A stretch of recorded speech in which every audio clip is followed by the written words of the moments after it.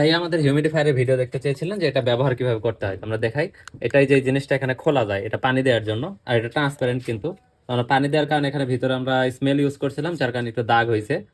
তো এই জিনিসটা হচ্ছে আপনারা শুধু পানি দিলে দাগ হবে না, আর স্মেল দিলেও যদি দাগ হয় এটা আপনারা পরিষ্কার করতে পারবেন।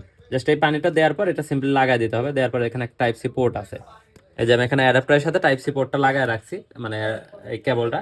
এখন এই জিনিসটা জাস্ট এর সাথে কানেক্ট করবো আমি। কানেক্ট করার পর আমি এখানে সুইচটা দিয়ে দিব। দেওয়ার পরে যে এখানে যে একটা বাটন আছে, ফিজিক্যাল বাটন, এই বাটনটাতে আমি চাপ দেবো। এই যে হিউমিডিফায়ার চালু হয়ে গেছে। এটা মানে আহামরি কিছু না, সিম্পল একটা জিনিস।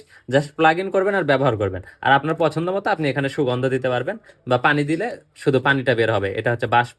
আর এই জিনিসটা কিন্তু খুবই ঠান্ডা, এই যেখানে হাত দিলে কিছুক্ষণ দেখাই আমি আপনাদের, বাষ্প জমবে কিছুক্ষণ। কিছুক্ষণ পর এটাতে এই যে হাতটা ঠান্ডা, বাষ্প জমে যাবে। এটাই ছিল এর ব্যবহার বিধি। তো আপনাদের আরো কোনো প্রোডাক্ট সম্পর্কে জানার থাকলে অবশ্যই আমাদের কমেন্ট করে জানাবেন।